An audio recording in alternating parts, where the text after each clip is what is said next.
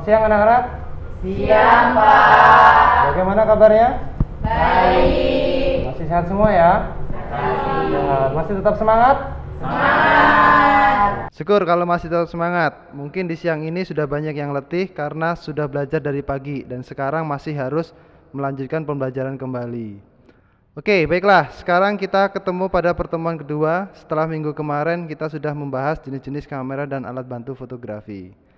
Mungkin sebelum kita mulai pembelajaran pada hari ini, alangkah baiknya kalau kita berdoa terlebih dahulu. Mungkin ada yang bisa bantu Bapak untuk memimpin doa?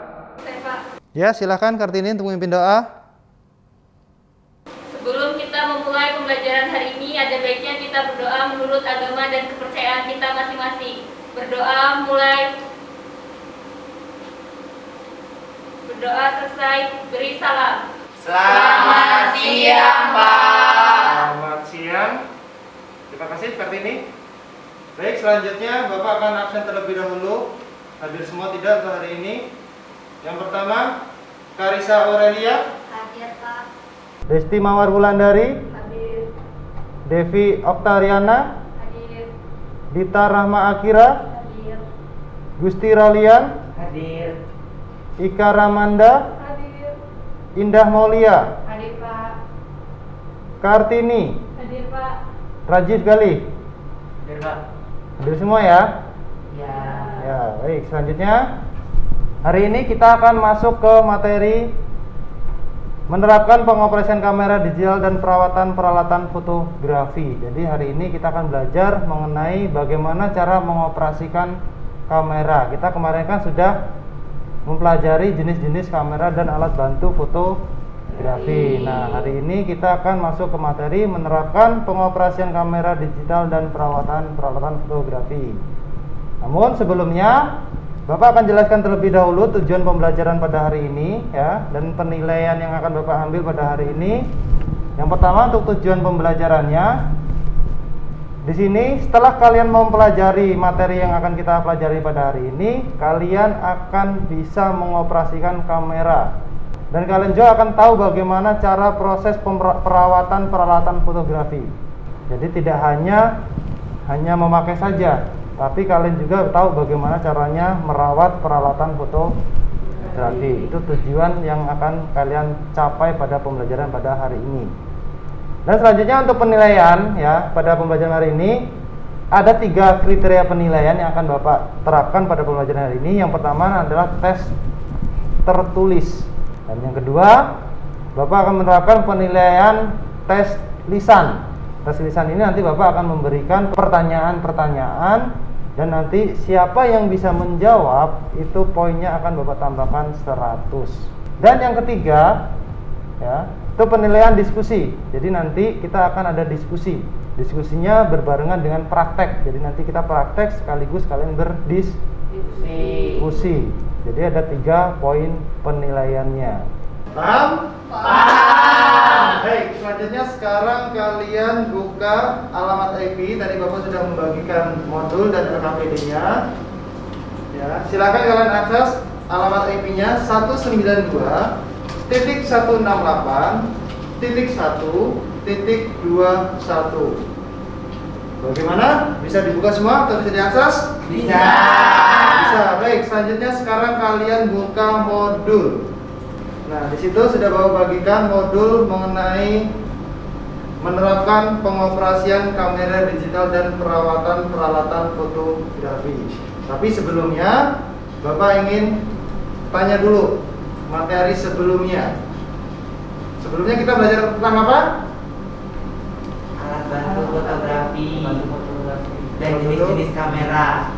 Oke, jadi minggu kemarin kita sudah membahas tentang jenis-jenis kamera dan alat bantu fotografi. Sekarang Bapak ingin tanya nih, kira-kira masih ingat atau tidak? Ya. Sebutkan jenis-jenis kamera. Siapa yang bisa menjawab?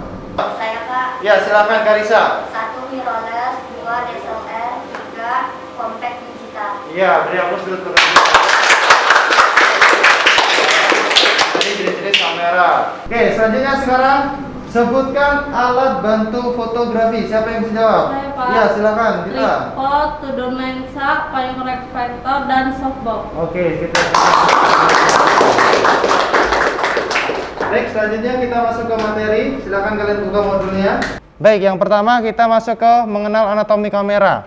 Anatomi kamera adalah bagian-bagian tubuh dari sebuah kamera. Nah, bagian-bagian tubuhnya itu apa saja? Nah, contohnya. Yang pertama itu di sini ada lensa. Terus ada juga LCD. LCD ya. Di sini fungsinya kita bisa melihat settingan-settingan kamera dan hasil-hasil pemotretan itu bisa kita lihat melalui LCD-nya. Dan juga ada viewfinder. Viewfinder ini adalah bisa juga disebut sebagai jendela bidik. Ini fungsinya kalau kalian ingin membidik tanpa menggunakan LCD, bisa menggunakan viewfinder. Jadi bagian-bagian yang menempel pada tubuh kamera itu disebut sebagai anatomi kamera. Selanjutnya kita masuk ke mode pengoperasian. Di sini Bapak ada sebuah tayangan video, nanti kalian saksikan ya, videonya mengenai mode pengoperasian kamera. Oke, kita saksikan saja. Terdengar suaranya? Dengar. Oke, silakan saksikan. Ini video tentang mode pengoperasian kamera. Mengenal mode operasi kamera. Pada dasarnya, di setiap kamera modern seperti sekarang ini, selain mode auto, banyak sekali fitur-fitur lain yang bisa kita gunakan dalam pengoperasian kamera kita. Secara umum, kita sering melihat beberapa pilihan mode kamera, antara lain auto untuk otomatis, P untuk program, S atau TV untuk shutter priority, A atau AV untuk aperture priority, dan M untuk mode manual. Lalu apa kegunaan dan perbedaan mode-mode tersebut? Mari kita ulas satu persatu. Yang pertama adalah mode auto. Dalam mode auto, kamera akan menentukan nilai ISO, shutter speed, aperture, dan white balance secara otomatis berdasarkan kondisi cahaya di mana kita mengambil gambar. Internal flash juga akan secara otomatis aktif jika kondisi tempat kita memotret kurang cahaya. Mode program. Mode P atau program pada prinsipnya sama seperti cara kerja mode auto. Perbedaannya adalah kita bisa mengatur penggunaan internal flash, mau kita gunakan atau tidak, memilih jenis white balance yang kita inginkan, dan mengatur terang gelap gambar dengan mengubah exposure compensation. Mode shutter speed priority. Dalam mode ini, kita secara manual menentukan kecepatan shutter yang diinginkan, sementara itu kamera secara otomatis akan mencari nilai aperture yang terbaik. S atau TV disebut juga sebagai mode shutter priority, yang berarti nilai shutter speed menjadi acuan utama. Mode aperture priority. Mode ini merupakan kebalikan dari mode S atau TV. Dalam mode A atau AV, kita menentukan besar setelan aperture secara manual, dan kamera akan menentukan secara otomatis besar shutter speed yang tepat. Dan yang terakhir adalah mode manual. Seperti namanya, kita memegang kendali sepenuhnya atas pengoperasian kamera kita. ISO, shutter speed, aperture, internal flash, white balance, dan exposure compensation kita tentukan sendiri. Dengan mode ini, kita bisa lebih mengeksplor kamera dan hasil foto kita. Mode manual sangat cocok bagi kita yang ingin belajar detail tentang konsep fotografi, yaitu segitiga exposure.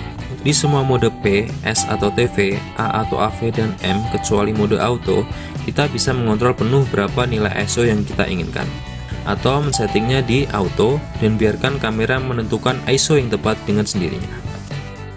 Oke, itu tadi beberapa jenis operasi kamera yang bisa kita pilih. Cobalah untuk memahami dan mengeksplor lebih banyak lagi tentang kemampuan kamera kita. Oke, jadi itu tadi ya. Jadi tayangan video tentang mode pengoperasian kamera. Oke, sebelum Bapak jelaskan lagi, kira-kira siapa yang bisa menyimpulkan tentang apa sih tayangan video ini? Saya Pak, Ya, silakan Rajib. saya kira dulu kamera digital itu sama dengan kamera yang ada di handphone Android Pak. Ya. Setelah saya melihat video ini, saya jadi tahu gitu kalau misalnya kamera digital itu ternyata memiliki lebih banyak fitur, apalagi fitur manual, kita bisa ngatur sesuai dengan keinginan kita gitu Pak. Oke, kita beri aplaus dulu buat si Rajib. Kita tadi sudah masuk ke mode pengoperasian kamera. Selanjutnya ada istilah segitiga exposure. Nah, sekarang segitiga exposure itu apa saja sih? Ya, seperti apa sih segitiga exposure? Nah, yang pertama adalah ISO. Jadi segitiga exposure itu terdiri dari ISO, aperture, dan shutter speed. Kita coba kita bahas satu persatu ya. Yang pertama adalah ISO. Nah, secara definisi ISO adalah ukuran tingkat sensitif ya sensor kamera terhadap cahaya. Ya, jadi intinya kalau misalkan kamera kita menggunakan settingan ISO yang kecil, gambar yang akan kita hasilkan itu akan lebih gelap. Sedangkan kalau kita menggunakan settingan ISO yang tinggi, gambar yang kita hasilkan itu akan lebih kelihatan terang. Terus selanjutnya yang kedua, aperture. Aperture atau bukaan lensa adalah ukuran seberapa besar atau kecil terbukanya iris diafragma lensa yang diukur dengan f number. Jadi biasanya kalau di settingan aperture pada kamera itu dilambangkan dengan huruf F. Terus selanjutnya kita masuk ke shutter speed. Nah, sekarang apa itu shutter speed? Shutter speed merupakan ukuran kecepatan buka tutup jendela sensor atau selama sensor menerima cahaya. Jadi shutter speed itu adalah kecepatan sensor dalam menangkap cahaya. Ya, semakin cepat, ya semakin tinggi settingan shutter speednya, kamera akan semakin cepat dalam menangkap cahaya. Semakin kecil settingan shutter speednya, ya, kamera akan semakin lambat dalam menangkap cahaya. Jadi kalau misalkan kita mau ngambil gambar di tempat banyak cahaya, itu gunakan shutter speed yang cepat. Jadi sehingga gambar atau cahaya yang masuk ke dalam kamera itu tidak terlalu banyak. Paham ya? Paham. Jadi dalam pengoperasian kamera itu ada 3 yang perlu kalian pahami. Yang pertama, kalian perlu memahami anatomi kamera. Terus yang kedua, kalian harus paham jenis-jenis mode pengoperasian kamera. Terus yang ketiga, dalam pengoperasian kamera kalian harus paham cara settingan segitiga exposure. Bagaimana cara menentukan shutter speednya, bagaimana cara menentukan aperturnya, bagaimana cara menentukan nilai ISO-nya, itu kalian harus paham. Oke, selanjutnya kita masuk ke materi yang terakhir, yaitu perawatan peralatan fotografi.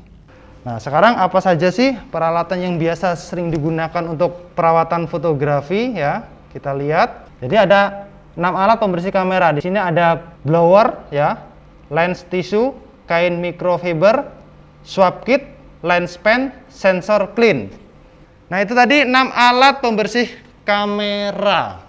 Baik, hari ini kita langsung saja praktek dan berdiskusi. Namun sebelum kita praktek dan berdiskusi, Bapak akan bagi menjadi beberapa kelompok dulu.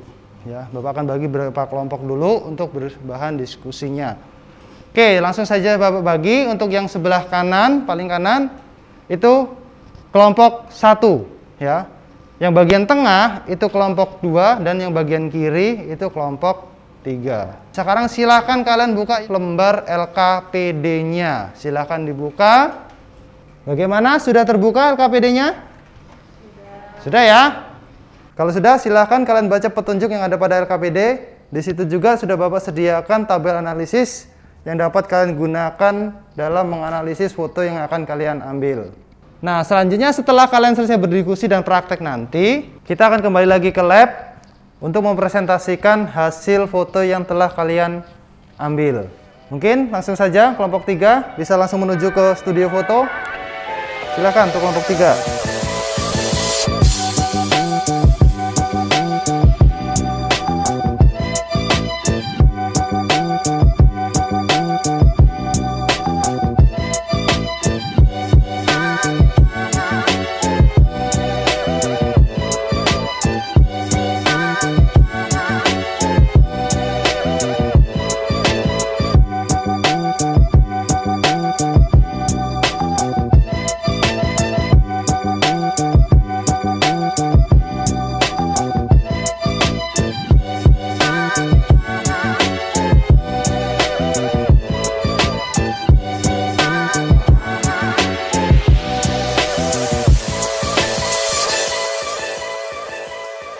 Oke, udah praktek semua ya? Sudah. Oke, sudah dikerjakan semua? Sudah. Oke, kalau sudah dikerjakan, coba kalian kirimkan dulu ke depan hasil pekerjaannya. Baru nanti Bapak akan tunjuk kelompok mana dulu yang akan presentasi. Bagaimana? Sudah dikirim semua? Sudah. Baik, kalau sudah dikirim semua, silakan kelompok 3. Assalamualaikum warahmatullahi wabarakatuh. Waalaikumsalam warahmatullahi wabarakatuh. dari kelompok 3 ingin mempresentasikan hasil kerja kelompok kami.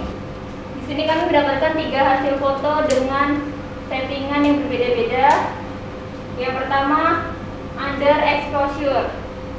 Di sini kami menggunakan shutter speed 1/160, aperture 10, ISO 200. Lalu gambar yang kedua adalah normal exposure. Di sini kami menggunakan shutter speed 1/125, aperture 6.3 dan ISO 200. Lalu yang ketiga, kami mendapatkan foto dengan over exposure, yaitu dengan shutter speed 1/125, aperture 4.5 dan ISO 400. Setelah kami analisis, kami mendapatkan hasil bahwa setiap foto itu dapat dibedakan. Yang pertama, foto under exposure. Foto under exposure terlihat lebih gelap karena cahaya yang ditangkap kamera lebih sedikit sehingga gambar yang dihasilkan kurang cahaya atau gelap. Lalu yang kedua, foto normal exposure terlihat normal karena cahaya yang ditangkap kamera pas, dalam arti cahaya yang masuk tidak terlalu sedikit dan tidak terlalu banyak. Lalu foto over exposure terlihat lebih terang, bahkan over karena cahaya yang ditangkap kamera terlalu banyak sehingga gambar yang dihasilkan terlalu over. Terima kasih. Apakah dari kelompok lainnya ada yang ingin bertanya? Ayo silahkan, kelompok lain ada yang mau ditanyakan? Saya, Pak. Ya, silahkan. Saya Dita dari kelompok 2 ingin bertanya, alat bantu apa saja yang digunakan dalam pengambilan foto tersebut? Oke. Menjawab pertanyaan dari kelompok 2. Di sini kami menggunakan 1 reflektor, 1 lighting dan 2 styrofoam. Terima kasih. Oke. Ada lagi kelompok yang bertanya? Tidak ada? Kalau nggak ada silakan ditutup kelompok 3. Terima kasih. Wassalamualaikum warahmatullahi wabarakatuh. Kita kasih aplaus dulu untuk kelompok 3. Baik ya, kita tadi sudah presentasi semua ya. Mungkin ada yang bisa bantu untuk menyimpulkan. Ya, Indah silakan. Setelah saya mengikuti pembelajaran pada hari ini, saya dapat menyimpulkan bahwa dalam pengoperasian kamera digital terdapat beberapa mode pengoperasian dan kita bisa tahu bagaimana cara men-setting segitiga exposure agar mendapatkan hasil gambar yang menarik. Oke. Paham ya? Paham. Ada yang mau ditanyakan? Tidak ada. Kalau tidak ada, untuk materi minggu depan kita akan belajar mengenai bidang pandang dan sudut pandang. Baik, kalau misalkan tidak ada yang ditanyakan lagi, sebelum kita mengakhiri pelajaran pada hari ini, alangkah baiknya kalau kita berdoa terlebih dahulu. Mungkin ada yang bisa membantu Bapak untuk memimpin doa. Oh, Rajib, silakan Rajib. Untuk mengakhiri pembelajaran kita pada hari ini, ada baiknya kita berdoa menurut agama dan kepercayaan masing-masing. Doa mulai. Saya salam kepada guru. Selamat siang, Pak. Selamat siang. Tetap jaga kesehatan, patuhi protokol kesehatan, tetap memakai masker, menjaga jarak dan mencuci tangan. Ya, tetap semangat dalam belajar di masa pandemi seperti ini. Oke, mungkin sebelum kalian meninggalkan ruangan bisa ditengok kanan kirinya masih ada, apakah ada sampah. Kalau misalkan ada sampah, tolong diambil, dipungut, dibuang di kotak sampah. Tidak ada? Tidak. Oke, kalau tidak silahkan boleh meninggalkan ruangan lab multimedia. Silahkan.